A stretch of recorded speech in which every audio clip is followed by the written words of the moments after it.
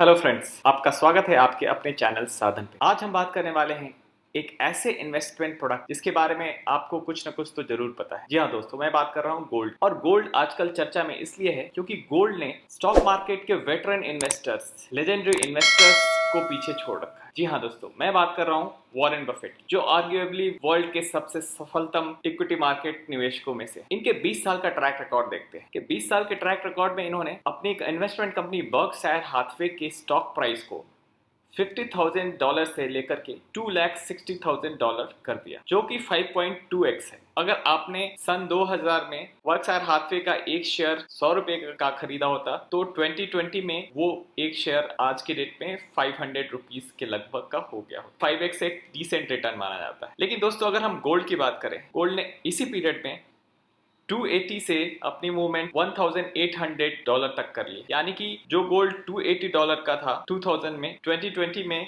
$1,800 का हो गया है, जो कि 6x रिटर्न देता है। तो गोल्ड को हम अगर वॉरेन बफेट के ट्रैक रिकॉर्ड से कंपेयर करें, अगर गोल्ड वायलेट कलर में यहाँ डिपिक्टेड है और बफेट साहब का रिकॉर्ड यहाँ पे ऑरेंज में है, तो हम देखते हैं कि पिछले 20 साल में गोल्ड ने 6x रिटर्न देकर के बफेट के 5x के रिटर्न को बौना साबित कर दिया। जो वॉरेन बफेट के फॉलोअर्स हैं, जो दुनिया भर में हर कंट्री में फैले हुए हैं, वो आज एक कंफ्यूजन की स्टेट में होंगे कि कैसे इतने बड़े लेजेंडरी इन्वेस्टर को किसी ने आउटशाइन कर दिया और आउटस्मार्ट कर दिया, और वो भी 20 साल के लंबे ट्रैक रिकॉर्ड में। जिस गेम में वॉरेन बफेट साहब की महारत हासिल है, उस गेम में गोल्ड जैसा एसेट क्लास कैसे उन्हें आउटस्मार्ट कर सकता है। मेरा ख्याल है उनके दिमाग में अटल बिहारी वाजपेयी की ये कविता चल रही हो, राह कौन सी जाऊं मैं, कि चौराहे पर लुटता चीर, चीर यानी कपड़ा, यानी बेइज्जती का आलम है चौराहे पे। क्यों? क्योंकि जैसे चेस में होता है, प्यादा होता है और एक वजीर होता है, तो चौराहे पे लुटता चीर, प्यादे से पिट गया वजीर। ये बिल्कुल ऐसा ही हुआ है जब गोल्ड ने वॉरेन बफेट साहब और बहुत सारे लेजेंडरी इन्वेस्टर को आउटस्मार्ट कर दिया है। तो चलिए देखते हैं ऐसा क्या हुआ इस गोल्ड में। इस पिछले 10 सालों में गोल्ड ने इतना अच्छा परफॉर्म किया है। दोस्तों, इंडिया में एक दोस्ती काफी फेमस है, वो है जय और वीरू की दोस्त। तो वैसे ही गोल्ड का एक अच्छा सा दोस्त है, वो है अंकल सैम, यानी कि यूएस डॉलर मनी सप्लाई। तो यूएस डॉलर मनी सप्लाई और गोल्ड में एक बहुत ही स्ट्रॉन्ग कोरिलेशन है, जो कि इस चार्ट को ध्यान से देखने पे बहुत आराम से क्लियर हो जा रहा है। डार्क ब्लू में जो यूएस मनी सप्लाई है वो डिपिक्टेड है, और लाइट ब्लू में gold price year on year जो इंक्रीज हुई है वो डिपिक्टेड है। जैसा हम देख पा रहे हैं कि जैसे ही मनी सप्लाई बढ़ती है तो गोल्ड की प्राइसेस भी ऊपर उठ जाती है। आप ये चार्ट को अगर ध्यान से देखें तो ये दोनों ब्लू कलर्स की लाइनें बिल्कुल टैंडम में बढ़ रही हैं, जैसे ये दोस्ती हम नहीं तोड़ेंगे।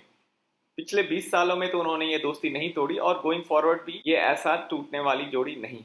तो यूएस डॉलर की मनी सप्लाई को समझना गोल्ड के प्राइस को समझने के लिए बहुत ही जरूरी है। पहला रीजन है गोल्ड के राइज करने का यह है कि टू मच ऑफ लिक्विडिटी, यानी कि फाइनेंशियल सिस्टम में फेडरल बैंक ने, यूरोपियन बैंक ने बहुत सारे पैसे छापे हैं, और इसकी वजह से बहुत ज्यादा लिक्विडिटी आ गई है, और उसके कारण गोल्ड प्राइसेस आकाश को छू रही है। अगर हम यूएस की बात करें तो यूएस में पिछले 20 सालों में अपनी मनी सप्लाई जो 1500 यूएसडी बिलियन हुआ करती थी, अभी वो 1500 से 3000 बिलियन डॉलर बढ़ चुकी है, और 5500 बिलियन डॉलर के करीब। जब कोई 3000 बिलियन डॉलर की बात करता है, यानी कि 3 ट्रिलियन की बात करता है, तो मुझे इंडिया की इकोनॉमी याद आती है। इंडिया की जीडीपी भी एग्जैक्टली उतनी ही है, यानी कि इंडिया की पूरी जीडीपी के बराबर पैसा यूएस के फेडरल रिजर्व ने पिछले 8 सालों में अपनी प्रिंटिंग मशीन से छाप रखा। तो इसका मतलब है कि काफी ज्यादा लिक्विडिटी प्रोवाइड करने में यूएस का योगदान रहा। तो वीरू ने जय को आगे बढ़ाने में कोई कसर छोड़ नहीं रही, और गोइंग फॉरवर्ड भी यूएस फेडरल रिजर्व ने कहा है कि वो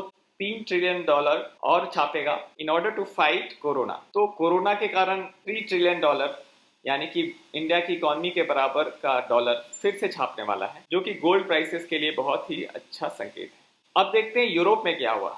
यूरोपियन सेंट्रल बैंक, जो वहां का आरबीआई, उसने $820 बिलियन वर्थ यूरो प्रिंट करने की परमिशन ले रखी है in order to fight corona till year 2020, यानी कि अभी और भी सप्लाई आनी बाकी। सिमिलरली जापान में भी बैंक ऑफ जापान ने $1 ट्रिलियन गवर्नमेंट बॉन्ड परचेज करने की बात की, यानी कि बहुत सारा पैसा आने वाला है यूएसए से, यूरोप से और जापान। रफली $5 trillion dollar worth currency market में फ्लोट होने वाली है, जो कि गोल्ड प्राइसेस को और ऊपर ले जाएगी। तो गोल्ड का इनसे क्या लेना देना है? तो गोल्ड बेसिकली एक ढाल की तरह है। अगर जापान, यूरोप, यूएसए के बैंकर्स नोट प्रिंट करने लग जाएं तो इंडिया की करेंसी का क्या होगा? आपके हाथ में कुछ भी नहीं रहता। इंडिया की करेंसी इन सब के सामने बहुत ही बौनी है। तो एक इंडियन इन्वेस्टर को चाहिए कि इसके पास एक ऐसा आर्म्स हो, एक ऐसा डिफेंस मैकेनिज्म हो, जिसके थ्रू वो इन सेंट्रल बैंकर्स की पॉलिसीज का मुकाबला कर सके। अगर ये सेंट्रल बैंकर्स नोट प्रिंटिंग अभियान में लग जाए तो आपके पास एक इंस्ट्रूमेंट होना चाहिए जो कि उसके अगेंस्ट आपको विक्ट्री दिला सके। अब गोल्ड को थोड़ा अच्छे से जानते हैं। तो गोल्ड प्राइसेस जो हैं वो इकोनॉमिक कंडीशन के डिटोरिएशन से बढ़ती है। जैसे इकोनॉमी डिटोरिएट होने लगी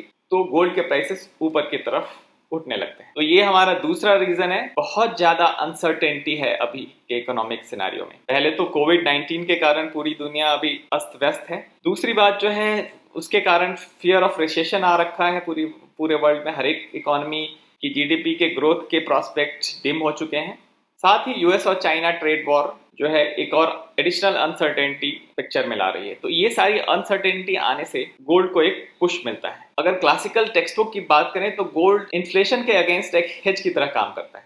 और इन्फ्लेशन क्या है? इन्फ्लेशन बेसिकली वो एक ऐसा राक्षस है जो आपकी सेविंग्स को खत्म कर देता है। वो सेविंग इन टर्म्स अगर बैंक में पड़ा हुआ है और नॉमिनल इंटरेस्ट अर्न कर रहा है तो इन्फ्लेशन उसको घटा देता है और न्यूट्रलाइज कर देता है, सो दैट आपका रियल सेविंग रेट जो है वो कम हो जाता है। तो गोल्ड जो है वो रियल इंटरेस्ट रेट पे डिपेंड करता है। तो गोल्ड और इंटरेस्ट रेट में एक इनवर्स रिलेशनशिप होता है। गोल्ड प्राइसेस ऊपर उठने लगती हैं जैसे ही इंटरेस्ट रेट नीचे की तरफ जाता है। रियल इंटरेस्ट रेट इकोनॉमी में नेगेटिव हो तो गोल्ड के लिए वो बहुत ही पॉजिटिव न्यूज हो। तीसरा रीजन जिसके कारण गोल्ड प्राइस राइज कर रही है वो है negative real interest rate regime. USA की बात करें तो यूएस ने अपने रियल इंटरेस्ट रेट को नेगेटिव पर रखा हुआ है। -1 -0.5% के आसपास ये रेंज है। ये मैं लेटेस्ट पोजीशन बता रहा हूँ। ऐसे तो 2016 में सिर्फ यूएस नहीं बल्कि बहुत सारी कंट्रीज जैसे यूरोपियन कंट्रीज हो गई, जापान हो गई, सबने नेगेटिव इंटरेस्ट रेट कर रखा है। यूएस के फेड ने अभी बीच के 3-4 सालों में ये रिजीम चेंज करने की कोशिश की,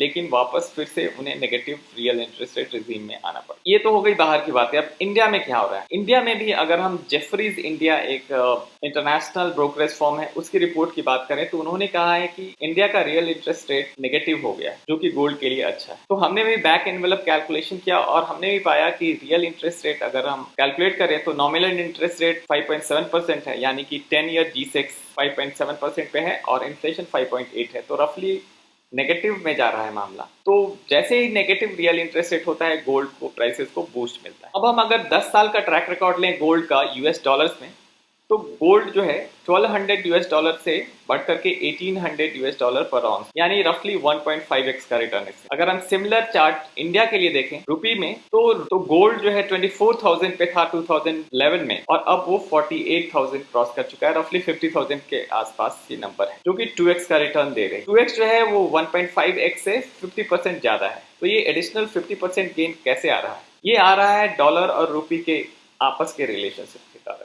पहले 2010 में $1 इक्वल टू 50 रुपीज और 2020 में $1 बढ़ करके 75 रुपीज के बराबर हो। तो ये 50% का एडिशनल जंप गोल्ड इन्वेस्टर को इसलिए मिला क्योंकि रुपी डिप्रिशिएट कर गई अगेंस्ट डॉलर, यानी depreciation of rupee is the fourth biggest reason for rise in gold price. तो रुपी डिप्रिशिएशन जो है अगेंस्ट डॉलर एक रियल रिस्क है। अगर आप पैसे कमाए जा रहे हैं, अगर इक्विटी मार्केट में भी आपके पैसे बढ़ रहे हैं, लेकिन अगर रुपी डिप्रिशिएट कर रही है अगेंस्ट डॉलर तो आपके पैसे की वैल्यू गिर रही है। तो इस रियल रिस्क को हेज करने के लिए आपके पास क्या इंस्ट्रूमेंट है? और वो इंस्ट्रूमेंट है गोल्ड। गोल्ड एक इंटरनेशनल एसेट क्लास है तो वो इस रिस्क को डाइवर्सिफाई कर देता है। इसलिए गोल्ड में इन्वेस्टमेंट करने का एक एडिशनल रीजन है रुपी डिप्रिशिएशन। तो golden question is should you buy gold at an all time high? तो पहले देखते हैं कि क्या जिन 4 रीजन की हमने बात की क्या वो गोइंग फॉरवर्ड भी वैलिड होंगे। टू मच लिक्विडिटी, यस, क्योंकि अभी डॉलर प्रिंटिंग चली रही है। यूरोप ने भी बोला है कि और यूरो प्रिंटिंग होगी, तो इस तरीके से ये लिक्विडिटी का सिनारियो गोइंग फॉरवर्ड भी रहेगा। दूसरी बात है कि अनसर्टेनिटी तो वर्ल्ड में बढ़ती जा रही है। तीसरी चीज जो negative real interest rate regime India में तो अभी आया है, यूएस भी वापस नेगेटिव रियल इंटरेस्ट पे आ चुका है और यूरोप तो परमानेंटली है, यूरोप और जापान। तो यहाँ पे भी ये रीजन अभी कुछ दिनों तक रहने वाले हैं। और चौथी चीज तो रुपी डेप्रिसिएशन। रुपी डेप्रिसिएशन जो है वो इंडिया के करंट अकाउंट डेफिसिट से लिंक्ड है और हम जानते हैं कि करंट अकाउंट डेफिसिट इंडिया में काफी समय से आउट ऑफ कंट्रोल है और जब तक ये आउट ऑफ कंट्रोल रहेगा रुपी डॉलर के अगेंस्ट अच्छा परफॉर्म नहीं कर पाएगी। तो ये चारों रीजन अभी भी वैलिड है। हमारी एडवाइस है कि आप गोल्ड पे एंटर कर सकते हैं। तो गोल्ड को अगर हम एज एन एसेट क्लास देखें, एक रिसर्च बताती है कि गोल्ड ने पिछले 40 सालों में 16 टाइम्स जो है इक्विटी से बेहतर रिटर्न दिया है। इसका मतलब साफ है कि गोल्ड को आपकी पोर्टफोलियो में जगह मिलनी चाहिए। आपकी पोर्टफोलियो का आइडियल कंपोजिशन कुछ ऐसा होना चाहिए। सबसे पहले इक्विटी, फिर बॉन्ड होना चाहिए, और फिर गोल्ड जो 10 से 15% तो होना ही चाहिए। यानी इक्विटी और बॉन्ड मिलकर के 80 to 85 होना चाहिए और बैलेंस 15% गोल्ड में होना चाहिए। तो हमारी सलाह ये है कि पोर्टफोलियो को भी अगर ध्यान में रखें तो ज़रूर गोल्ड में इन्वेस्ट करें, क्योंकि गोल्ड जो है कि इफेक्टिव पोर्टफोलियो डाइवर्सिफायर हो सकता है in the case of another stock market correction. क्योंकि अभी स्टॉक मार्केट काफ़ी फ्लफी है, यहाँ पे स्टॉक मार्केट में बिना फंडामेंटल्स के काफ़ी ज़्यादा राइज हो चुका है। तो अगर ये करेक्ट होता है और लोग रिस्क अवर्स हो जाते हैं, उस केस में गोल्ड पोर्टफोलियो को बचा सकता है। तो दोस्तों, अब अगले वीडियो में हम आपको बताएंगे कि आपको गोल्ड कैसे खरीदना है। क्या आपको गोल्ड ETF में इन्वेस्ट करना चाहिए या गोल्ड फंड में इन्वेस्ट करना चाहिए। आशा है आपको हमारा ये वीडियो पसंद आया होगा। अगर आपको ये वीडियो पसंद आया तो प्लीज सब्सक्राइब करें